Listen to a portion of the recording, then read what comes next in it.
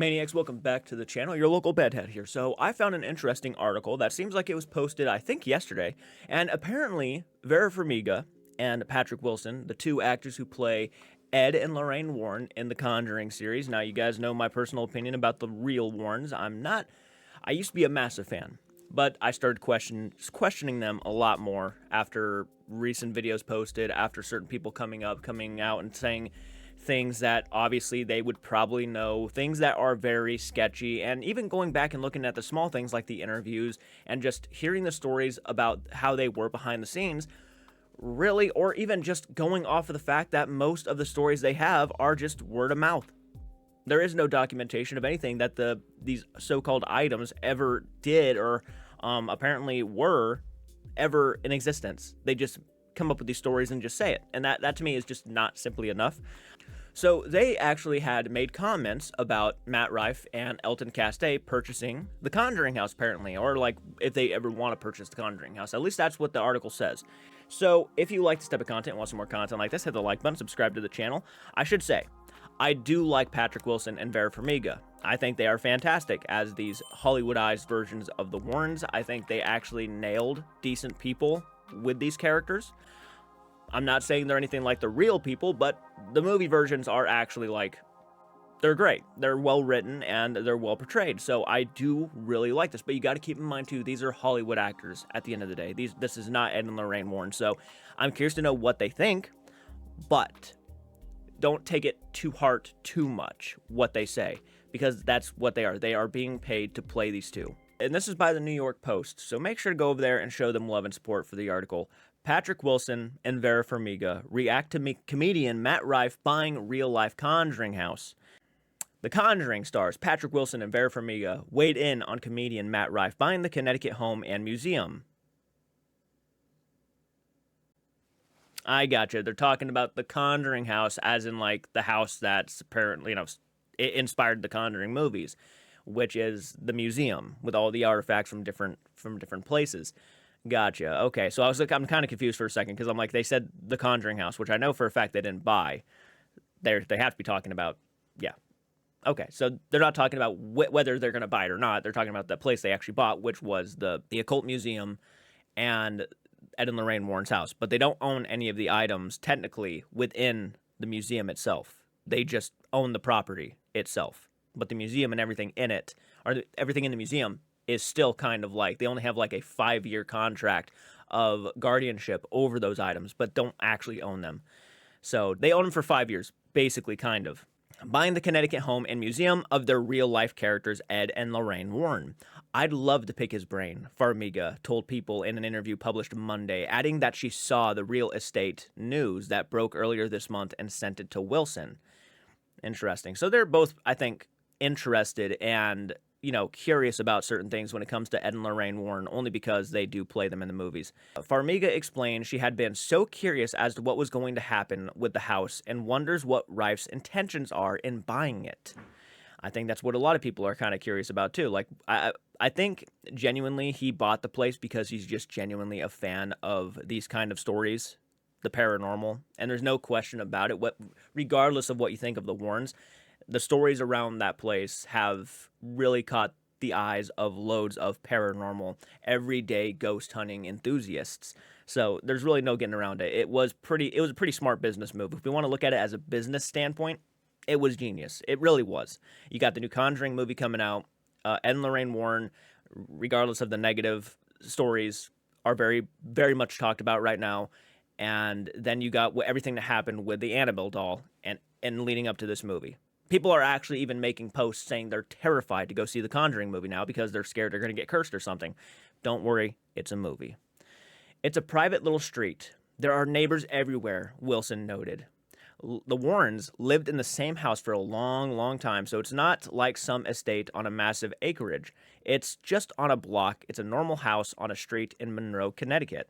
So I'm curious, Wilson continued. I can't imagine the people that live on the street want lines of cars paying money to go into the house. No, they don't. There's truth about that too. Even knowing you have to kind of like They're not going to be doing it, I don't think, along those lines to where you're just going to have lines of cars. You actually have to schedule your visit and everything like that before you can just go. So I don't think there's going to be lines of cars. There might be lines of cars only because the Warren estate is genuinely popular, but I don't think they're going to be like lining up to go in because that's just obviously not how it's going to go about or work. So, but you're right, nobody would want that. The home, located in Monroe, Connecticut, was once owned by the real-life couple who conducted over 3,000 paranormal investigations that inspired movies like The Conjuring and the Amityville Horror. Rife announced August 1st he bought the house alongside his pal and YouTube star Elton Castay, known for TFIL and Overnight, was the new legal guardians of the famed Annabelle doll. However, he did clarify that they don't have permanent ownership of the 750 haunted artifacts and items in the Warren Museum. So just keep that in mind too. 3,000 investigations and they have 750 different haunted artifacts. Almost 1,000 artifacts out of the 3,000 that they investigated. Do you think they're all haunted, or do you think maybe perhaps some of them were actually like, in my personal opinion, I think they're just creepy looking items that they just said were creepy and haunted. Sorry, I know I'm going to get shit for that, but that's just how I feel. The Conjuring films are my favorite scary movies of all time. The stand-up comic shared on TikTok. So I'm incredibly honored to have taken over the most prominent properties in paranormal history.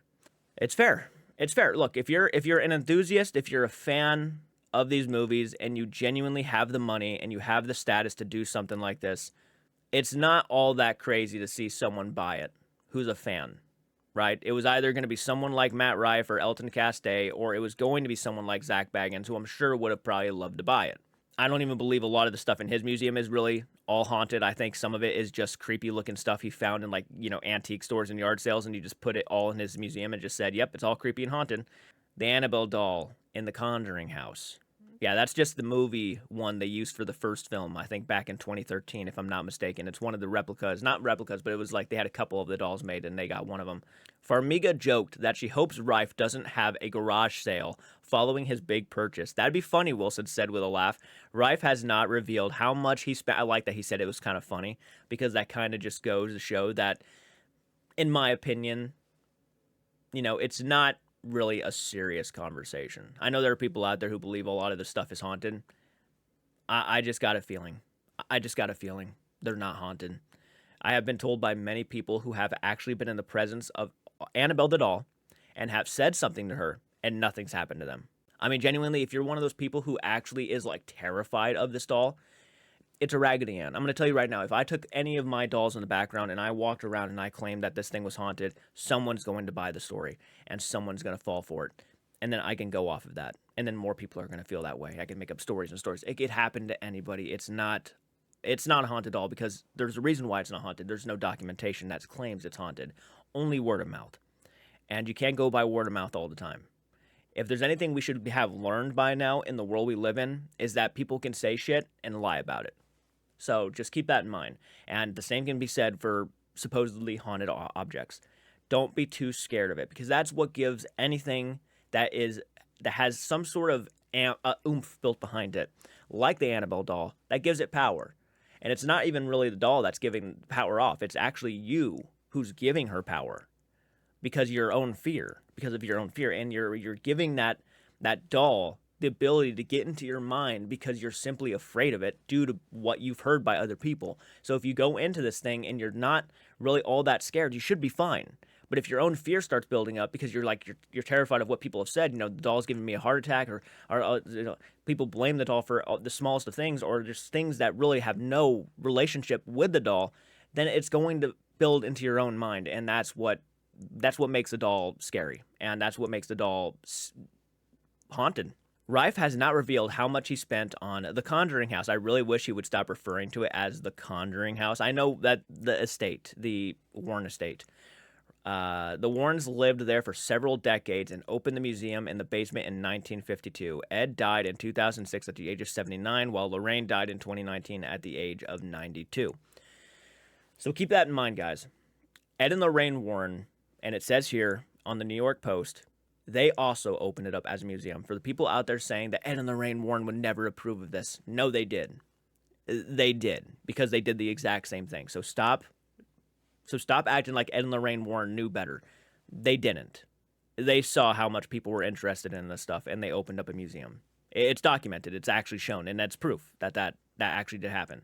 It was open as a museum long before Matt Rife and Elton Castee bought it.